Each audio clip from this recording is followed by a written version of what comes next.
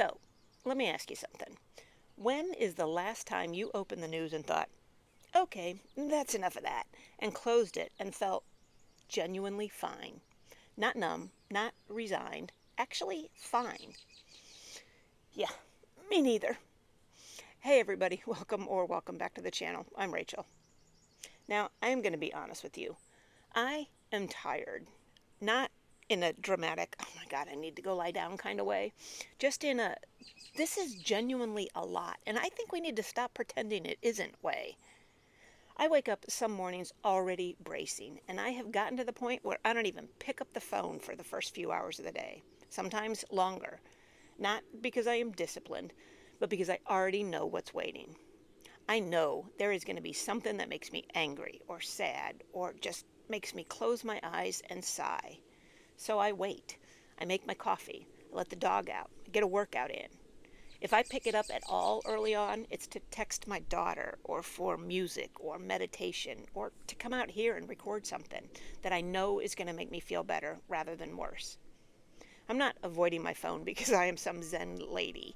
I'm avoiding it because I am protecting myself from something I know is coming and I cannot stop. And then eventually I look, and sure enough, what fresh hell is this? Because it is always something. I've said it before on this channel. It's not even waiting for the other shoe to drop anymore. It's an avalanche of shoes from every direction. The outside world, your own personal stuff, the everyday things that were already hard before everything else got piled on top. And most of us are just functioning through it. Because what else do you do? But here's what I want to talk about today, because I think we need to. Just because you're functioning doesn't mean you're fine. And I think a lot of us have been confusing those two things for a while now. We have this idea, and I think it's gotten worse in recent years, that being high functioning is the proof that you're okay. If you're still showing up, still delivering, still holding it together, then you must be managing, right? The anxiety is just background noise.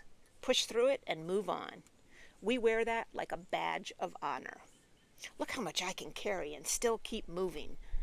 And I get it. I really do. I have spent most of my adult life being good at things under pressure. Different jobs, different contexts. I can read a room fast. I trust my gut.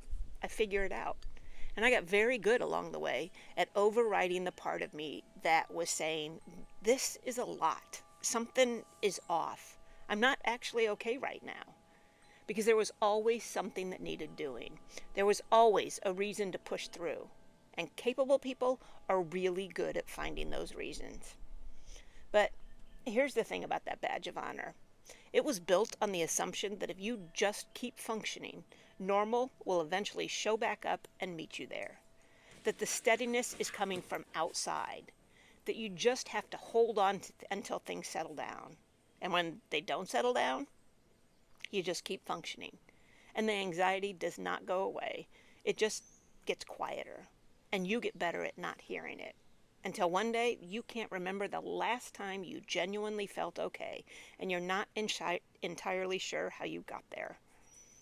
That's not a personal failing. That's what happens when high functioning becomes a substitute for actually dealing with what's happening around you. The Stoics would tell you to focus on what's within your control and let go of what isn't.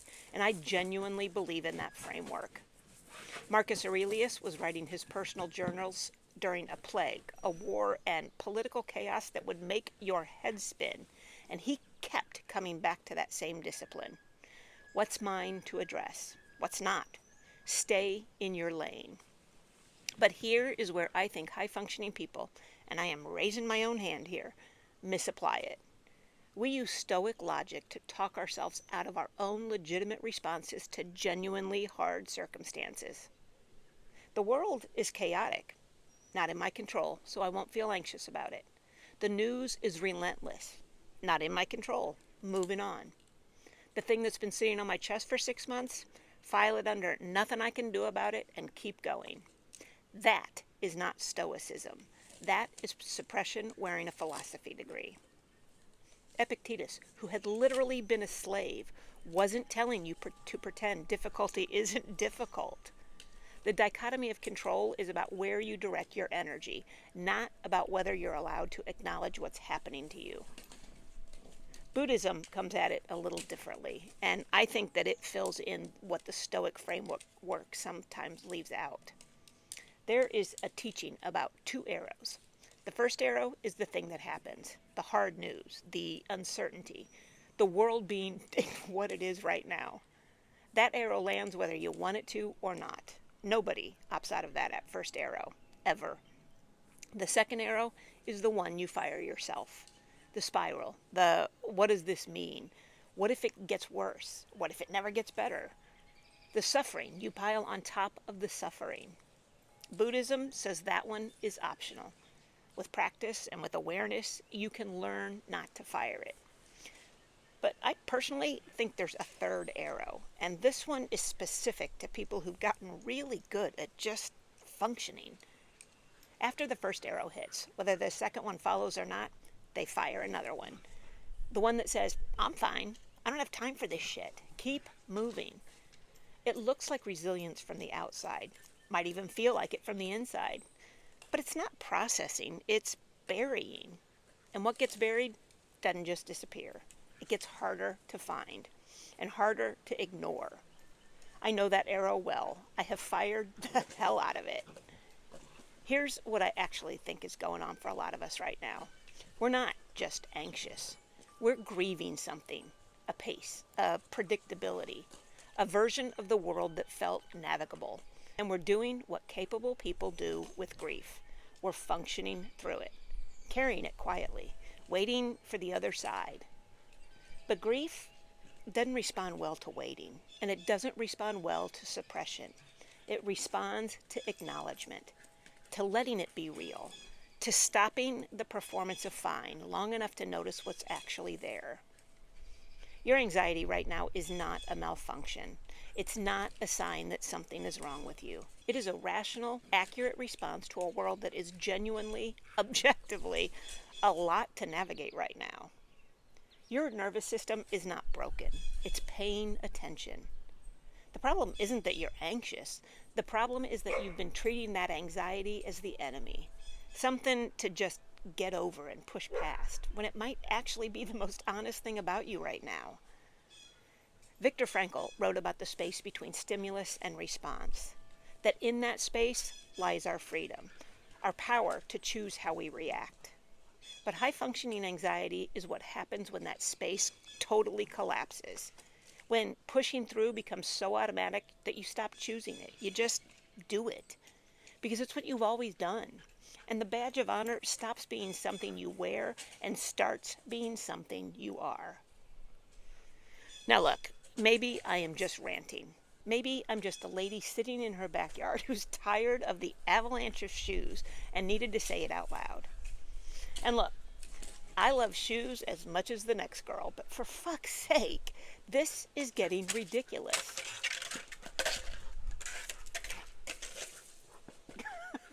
There's my reality check again.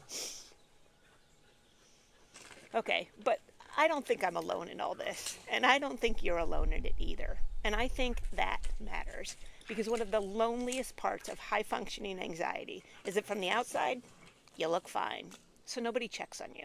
Nobody actually asks if you're okay.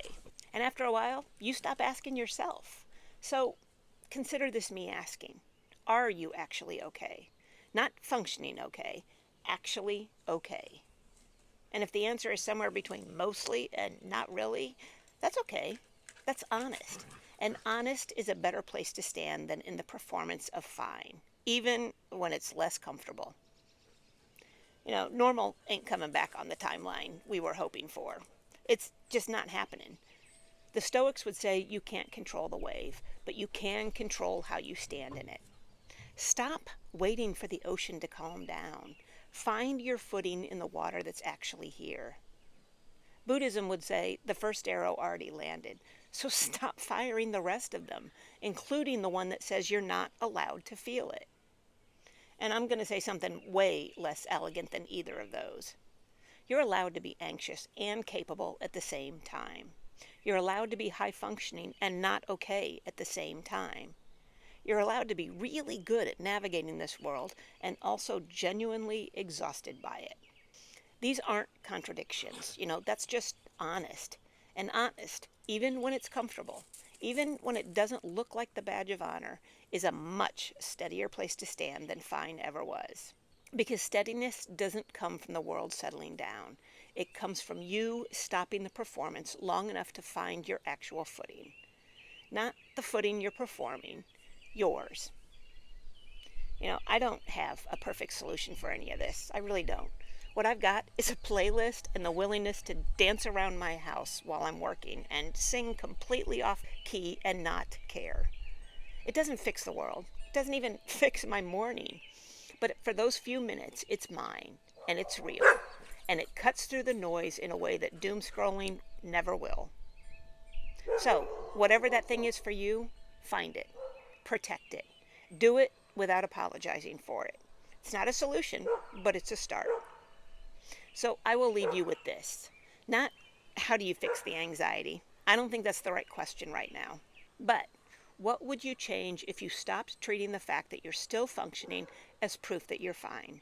Because those are two entirely different things. They always have been.